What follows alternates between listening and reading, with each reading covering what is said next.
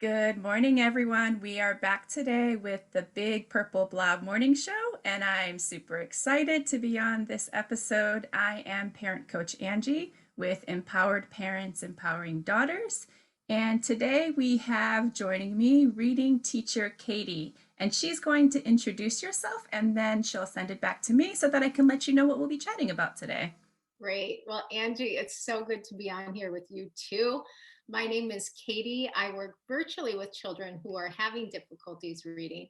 And it was so funny because when Angie and I got together on the Big Purple Blob, this is a friendship that we've had for like 3 years now. And maybe similarly to a lot of you guys, the Foreign Service life affords these opportunities for us to connect with people and then reconnect with them like 3 years down the road. And Angie and I first met, I think, when we were both doing stuff on Facebook. And I was very inspired by the work that you were doing, Angie, with Empowered Parents, Empowering Daughters. And I'm so excited to share and have a conversation today. So, what are we going to be talking about? Thank you, Katie. So today we're going to be talking about resilience and how we can build our inner strengths with our children and for ourselves as well as parents. And confident reading, because reading is important to Katie. She is a reading teacher and she's going to be sharing some strategies with us. And I'm going to take my side of it and talk about what kind of routines that we can build around reading to improve our students' reading and what all of this means for our foreign service kids and for our foreign service families in general. And so Katie is going to take it over and she's going to introduce us to what resilience is and how we can build that in our kids. Great, Angie. I think for many of you, you've probably moved multiple times. Your children have probably moved multiple times. Um, and I am a teacher, so I've seen kids come in and out of schools. I work with kids virtually that are struggling in reading. And one thing that you know is that resilience is about calling on your sources of strength. So, what internal sources of strength you have, and what external sources of strength that you can call upon. And as a teacher, one thing we try to do is really help kids understand what those sources of strength are for themselves so that they can start to name and identify what they are and feel them within themselves. And oftentimes, when I'm talking to kids and working with kids that are transitioning and maybe moving to a new place, we call these the inner superpowers that move with you no matter where you live in the world. And this is really powerful for kids. So, Angie and I were talking, there's a great tool as parents. Sometimes we might not always know how to cultivate these inner strengths for our children.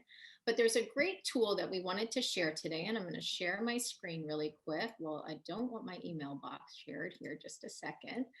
Um, and this was done by Dr. Martin Seligman. He is one of the founders of positive psychology.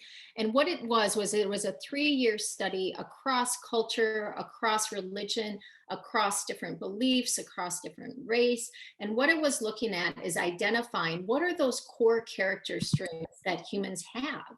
And he's identified, or their study identified, these 24 core character strengths. And Angie, your kids, there's a great survey. We're going to include this in the survey notes.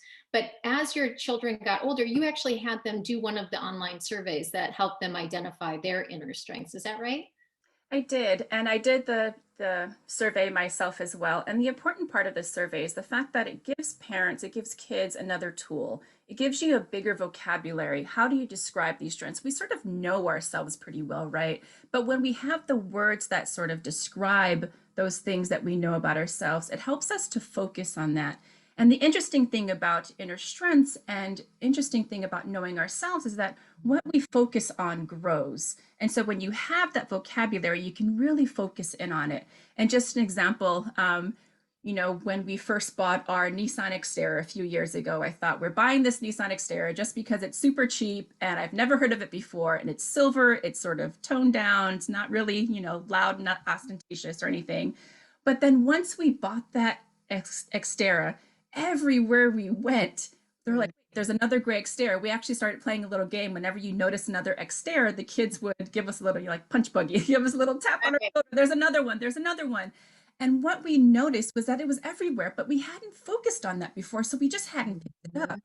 And so when you focus on your strength and you have the vocabulary words to go with that, you're able to see time and time again, wow, my child is really being curious. My child is very introspective. My child is very, whatever those vocabulary words are, you're able to give it a word and carry on and really bring it out. You're not focusing on weaknesses, you're focusing on what your child is doing great in. Right. And so it's great. And for those of you who are listening to the podcast, you don't see the actual site that Katie's sharing right now, but we'll include that in the show notes. So please do give it a look and check out. It's a survey that asks you different questions so that you don't have to pick out these vocabulary words, but the tool itself will help you to develop that sort of character strengths sort of review on yourself. Exactly. And how we use it, how I use it with the students that I work with and how I use it in my home is, like you said, it's developing that vocabulary and that inner identity for the child that I am this. Like, for example, how I try to use it as a parent is my daughters share a room right now and we're living in America. So we don't have any kind of house help. So they're doing a lot of chores. And I try to say one of the character strengths is teamwork. And hey, you guys are using a lot of great teamwork when you work together to clean up your room. Or another area that I've seen it a lot right now is in their ability to have self control over their technology usage.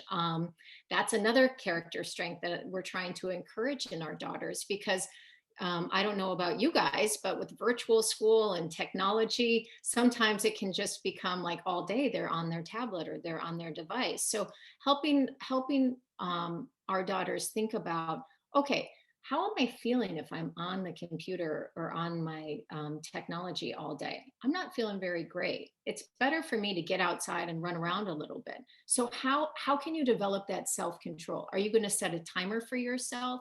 Are you going to ask mommy to check in on you? But what we're trying to do for children is to name and identify, notice and name, that's how we say it in the classroom, but notice and name for our kids their inner core character strengths. So that builds an identity within themselves that these are my strengths, these are my inner superpowers. This is what gives me the resilience when I'm faced with that next challenge. So um, but Angie, it's not enough, right, for us to just be noticing and naming it for our kids. We have to be modeling it ourselves as parents. And so, how, as a parent, have you seen what are some effective ways that I can do that as a parent? Well, I mean, you're going to kids sort of learn what they see and what they live. And so there are lots of ways that you can model reading in your home. You can model, if you're looking at improving your child's reading skills, right? But you can model all of these strengths and notice what you're doing. Notice and take your child through their day. And so if you're going to work every day and you come home and everything's happy go lucky, then the child learns that everything needs to be happy go lucky. And so when they fail at something, they don't understand what's going on and they feel that failure and it sort of takes them to their core, right? But if you walk them through your day and let them know your honest perception of your day, let them know you tried something at work, it didn't work. You turned that right around and you had to focus on that. You felt down for a minute, but what did you do to sort of lift yourself up? And Mhm. what strengths did you have to pull from within in order to lift yourself up, right? Because it's not a matter of, okay, I failed at this and I'm going to achieve, I'm going forward, and this is what I'm doing. You need Right. to pull something out of yourself, and that's where those strengths come in. What are you actually pulling out of yourself to get through a failure, to get and move about through your day and get over these obstacles that everyone faces? And your kids understand that once you talk to them about it, and it's a communication and it's a process, and every day is new. We don't know what kind of challenges are coming our way, but we do know that there are certain core strengths that we have that we can always pull into and pull out of. Right. And Angie, you brought up a really good point, and I see this with a lot of the children I work with, and even with my own children, especially in the elementary years, children start to compare themselves to others. And so, children that I'm working with, maybe this is happening in your own home, but sometimes kids start to think they're dumb, they're stupid. compared to what they see their peers do in school. Or this could be in a different area of their life, maybe in an activity they're participating in.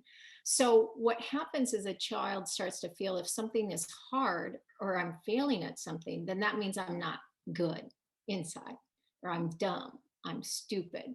And so as a parent, like you were just saying, being able to model those times that you've gone through failure. One thing we do at our house is we call them struggle stories, right? Like one one struggle story I like to share with my girls right now is, hey, I've, gone from being a teacher in a classroom to starting my own business where I'm working with kids virtually. I've had a lot of times where what I've tried hasn't worked, and I've had to learn from my mistakes and try again. And so modeling, sharing those struggle stories with your kids starts to normalize their struggle that they may be feeling in reading or in an activity that they're in. And they're like, oh, okay, so struggle is a normal part, but what can I learn from this experience? What character strength can I take from inside myself? A lot of the kids I work with, a lot of my work as a parent is all about persistence, all about, oh, that didn't work the first time. Let me try it a different way this time and see what happens next. And then taking that time to celebrate. I mean, my girls came home, they're both doing jujitsu now in America. And it was so, so, so exciting seeing them both actually at the same time come home and be so happy about their performance this last like time they were in their class. And so we said, hey, let's celebrate. And so we did something special to celebrate their achievement. So it's like recognizing that failure is okay. And we learn from that and we pull on our inner character strengths to help us get through that failure. And then we celebrate too when we achieve. So it's like this balance, right? It's not always good, it's not always bad, but that we have these inner strengths and these relationships around us that help us get through it. You brought up another good point, that idea of a child thinking, comparing themselves to another child, thinking inside internally, I'm dumb. And Yeah. also another word that you mentioned, balance, and that understanding of a balance. And one other thing I want to bring out is whether your child is struggling in, a social area or an academic area, such as reading, there's this idea that when we want to help our own children learn to read or get better at reading, then we focus on the academics. And there's this other socio-emotional aspect of our lives that we really need to bring in. And this idea of educating the whole brain, and the idea that a child isn't really receptive of learning unless their relationships are strong. And that relationship with the teacher that's teaching them, the relationship with the parent that's helping them, or the relationship with themselves. And so it's hard to open up your brain to be receptive of something like reading when Yeah. you're struggling with something like reading, Mhm. when your brain isn't prepared for it because your relationships aren't strong. So we can't really dissect and separate the two parts. They really need to go hand in hand of, I'm learning how to read, I'm getting better at reading, my relationships are strong. And so if you are a parent trying to help your child with reading skills, what I would say as a, working with parents Yeah. myself is stop trying to teach your child to read. Yes. Step away from trying to teach your child to read. What you're focusing right now on is your relationships, because that's what's going to open their mind and help them to become more perceptive of reading. But before I talk more about that, Katie, I want to hear more from you then. If you're helping a child learn to read or helping a child get better at reading and being more confident in reading, what kind of things other than the reading skills do you do? And I know you do some fabulous things. Well, Angie, you talked, I totally agree with what you said as a reading professional, that a parent's role is to maintain a positive, supportive relationship with their child. I like to use the phrase, I love you too much to fight over this, right? And so when it comes to reading and when it comes to supporting your child in their reading, one of the best things we can do is to keep that routine of nightly reading together. And how I like to talk about it with parents is, it it doesn't have to be your child reading to you or you just reading to your child. It doesn't have to be an either or. Maybe some nights you notice that your child is really tired and they don't want to do their nightly reading. So then you have that book that you're reading together, that you provide that support. And what nightly reading does is it encourages focus and attention. I think our kids are in this life of go fast, fast, fast, fast, right? With all the social media that they consume, or not social media, but just everything around them is so fast. So a routine of nightly reading encourages focus and attention, which is a skill I think our kids really benefit from across academic areas. A second skill that nightly reading really provides for kids is a deeper vocabulary. There's studies that have been done that look at how much time your child spends reading after school. And if it's 1 minute, your child maybe reads 8,000 words a year. But if your child spends 20 minutes either reading with you as a nightly reading routine or reading independently, it's upwards of 1.8 million words. So you see that discrepancy of just word knowledge that happens with if you're reading or you're not reading. So we talked about focus attention. We talked about vocabulary development, fluency, being able to hear as a parent reading to your child a lot aloud, they hear what fluent reading sounds like. And oftentimes kids that are struggling to read, it sounds pretty robotic. So having your parent modeling how fluent reading sounds gives them that model. So focus and attention, vocabulary, fluent reading, imagination and creativity. When you get into a book, you step into a whole nother world that you can share with your child. And I think last but not least, like you said, you need that positive relationship to learn. It's neurobiological. If kids don't feel safe and supported, they can't learn. So creating that atmosphere that is a loving, supportive, nightly reading routine creates that kind of relationship and that positive bank of memory for your child that supports their reading growth and development. So you have those social emotional factors like focus and attention, like perseverance, like um, being able to problem solve and think a different way. And then you have those very foundational reading type skills like vocabulary comprehension and fluency. So a nightly reading routine brings those things all together in one place. And I think just last but not least, creating that mini habit. Don't we do it a lot when they're small, right? Bed, bath, reading. But as they get older, things interrupt that, like iPads, changing schedules. So just committing to a mini habit around 5 minutes a night to start really can build in that foundation that can be so positive in so many different ways. And I know, Angie, we've talked about resilience, relationships, and this routine, but routines are so important for kids in so many different ways beyond just a nightly reading routine, right? And what routines are really important, do you think, for parents to be cultivating for their children? Such a great question. And thank you for sharing all that information because we talk about nightly reading, our bedtime ritual, including nightly reading, so that we can connect with our child, so we can improve their reading skills. It's such a great time because it's that downtime and it's really a snuggle time, right? And so you can really get into it and you have the time to ask, your kids can ask questions. So it's a great ritual to have every night. But when we're looking at creating routines between a child and a parent, the main part of our routines I want is to focus on communication and connection. And Yes. if you think about reading, sometimes our routines can help. Sometimes when your child is struggling with reading, in other words, you don't necessarily have to focus on reading. You don't necessarily have to focus on words. But what kinds of skills, what kind of literacy skills can come out in just our day to day? And we're looking at things that are important to literacy, like predicting, like sequencing, comprehension, understanding. And so if we take something as simple and as mundane and as annoying and as horrible as it is, something like shopping, we're going to the grocery store, right? No one loves it. And bringing your kids, it can be this battle of, my child wants the candy in the candy aisle. I want this out of here. Yeah. We look at it as a routine that can help with connecting, that can help with communicating, Mhm. also help you with literacy skills. Let's take a look at it. And so if you're going shopping, you have your child in tow, you're walking out of your car, what kinds of things do you see around you that you can mention to your child? Are there a lot of cars? Is the car lot empty? How many people do you think are inside the grocery store, Jessica? Do you think going to be busy?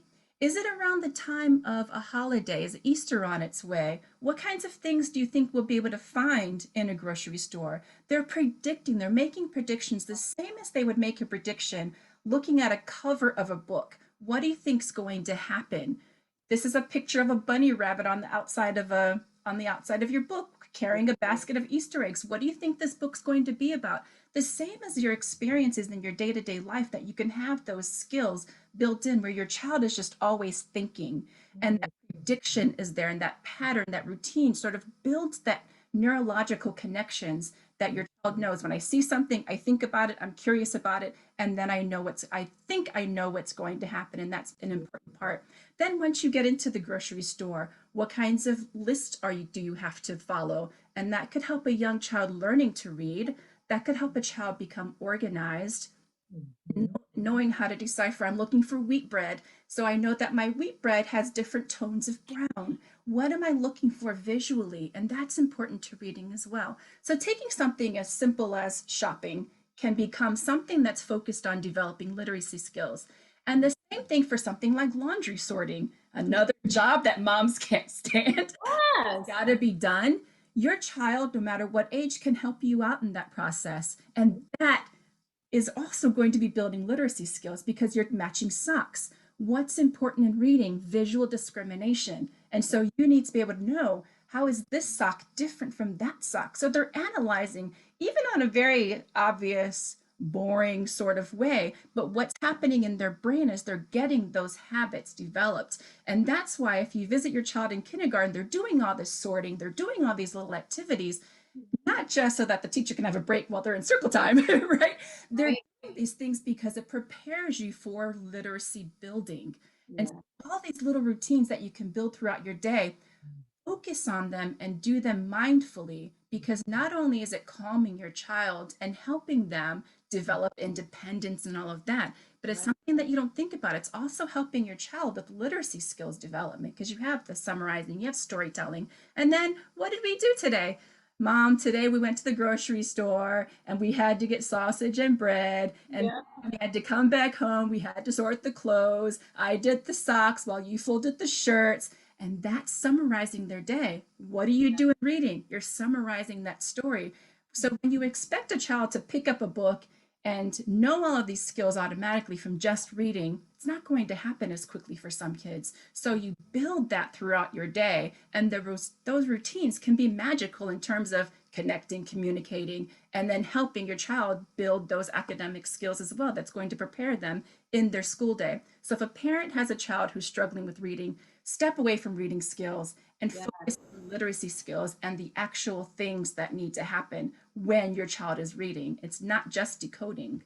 Right. And Angie, I think that what you just gave me as a parent was so valuable. It's like picking out those higher level thinking skills that can be generalized across context, right? It's not Mm. just in reading that we're making predictions. It's not just in reading where we're summarizing or inferring or making connections, but we're doing those skills throughout our day. So, how in certain experiences, like going to grocery store or sorting the laundry, can we be developing those kind of thinking skills for our children? And what I mean, that's lifelong learning, right? And that as Right, right. parents is what we're preparing our children for. And as an educator, one thing that we recognize too is that our world is ever changing. And so many of you may be hearing international schools talk about this, but these are the 21st century learning skills that we want to cultivate for our kids is are these higher level critical thinking skills. Um, so we've really talked about a lot of things today. We've talked about building resilience for our kids through naming, noticing and naming their inner character strengths. We've talked about how looking at a concept like reading and how a child may be struggling in reading, and how as parents we can support that in ways that are are not target developing the higher level thinking skills that can benefit our children in their reading but are transferable across contexts, and looking at these routines that we develop within our family that help build not just resilience, but maybe academic skills that can then be generalized across different contexts. Is that right? Do I have what we covered? Yes, yes. But Yeah, also, I wanted to ask you then, yeah, because this is our morning show for our foreign service yeah, families, and we do specifically work with our TCKs, our third culture kids, yeah, foreign service community. And so I wanted to make sure it's relevant for parents who are raising kids overseas, abroad, yeah. and what that means then. And I'm particularly curious from Mhm. you as a reading teacher, what that means for, and how is this any different for a foreign service family? And what does this mean for a foreign service family? Yeah. How is their situation any different? How is their help any different? Mhm. And so that parents can sort of walk away with like, okay, these are my struggles, but then I sort of relate to these struggles, but then I have this other aspect, right? With this other Right. aspect of being away from home, being, Yeah. away from services that I might need. What Yes. else can we share with parents, you think, in this specific foreign service community? I think, first of all, knowing that what we can control. And what we can control first is noticing and naming our child's inner character strengths to build their resilience, whether that be if they're struggling in reading, if they're struggling in Right. social relationships, whatever it is. But noticing and naming our children's inner superpowers so they start to identify with and use them within themselves. So that's the first thing, because that's something we can totally control very easily. I think, in terms of looking at the types of environments, school environments our children are in, we have to be a little active as parents. I know a lot of us are very purposeful driven. We like to be doing something. At the same time, we also have to be advocates for our kids, because I have worked in so many different international schools. I've consulted in so many different international schools. Every international school does things differently, even though we really try to create similarities. So what does that mean as a parent? That means we have to advocate. That means we need to be involved in our child's education by understanding, oh, what curriculum are you using to teach my child reading? What curriculum are you using to teach math? Because oftentimes, I'm sure you've already experienced this as foreign service, you go to a new school and it's all done a different way for your child. And sometimes, as parents, we don't recognize that, but that's a very common experience for children. They'll be like, oh, we learned how to read this way in this school, but now my teacher's asking me how to do it this way. Really common in math. So, as parents, we need to be involved. We need to know what are the curriculums that are being used to teach our kids. How are our children being assessed? How are schools knowing that my child is learning just beyond what the report card says? What skills is my child able to do, and what skills is my child working on? These are questions you can ask your child's teacher, and they need to be able to provide for you, because that's what we do as great teachers.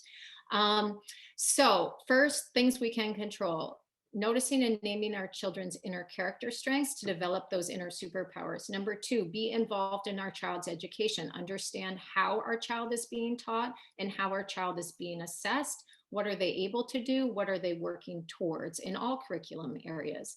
And then, I think, last but not least, taking care of ourselves. If we're not taking care of ourselves, we're not showing up for our kids in the way that they need. And our kids need us more than anything, because we are what stay consistent for our children as we move to all these crazy countries. Um, so I guess those would be my 3 points. What do you think, Angie? Well, it's interesting because as you said that, you were speaking about the parenting part of that, and Yeah. you're the kid part. I'm supposed to be the parent part, but Yeah. as you're saying that, I'm thinking about the kid part, Oh, okay, great. and that same notion of parents being the advocate, but also how can your kids self-advocate? Because oftentimes, like you said, or as our reality of foreign service is, we're moving around, we're getting used to new systems, new curriculums, and while a school may say this is the curriculum they're using, how does that curriculum, although we as parents think, oh, this sounds fantastic, I've done my research, this is all great, but how is your child actually relating to that curriculum, and how is it helping them or not helping them? So Yeah. trying to teach our kids, because they move around so often and because we're not there and we're not fully aware of what's going on minute by minute, it's important for your child to also become their sort of self advocate and say how they're feeling, say what's going on, say Mm, what they need. And mm, to do that, we rely again on those inner strengths, right? What right, is it about me that I can rely on right now in the moment to say, I have a voice and I want to use that voice to yes, advocate for myself, and right, helping them to be more self-aware then and more conscious throughout their day, sort of slow down their minds and say, rather than like what you were saying earlier, like I feel dumb in this environment. Well, these right, kids may have been part of this curriculum for the last 5 years, even if you're in an international school. right, This is brand new for you, so you're not dumb. Think of the ways that you can advocate and say how you're feeling. And it's easy for kids when, I'm hungry, mom. yeah, What self-advocating means. Mom, I'm right, so thirsty. I need right, something to drink. But taking that on a level that you can move minute by minute. I'm not understanding this. But beyond that, even more self-aware, what are you specifically not understanding? Because I yeah, remember helping my kids with homework years ago where yeah, I don't get it. I don't get it. I don't get it. Well, what don't you get? Or which part of it are you not getting? Which part right, of it are you not relating to? Or even beyond that, like we talked about earlier, Katie, is our academic area in our brain is not separated from our relationships, or it's not separated from our socio-emotional part of our brain.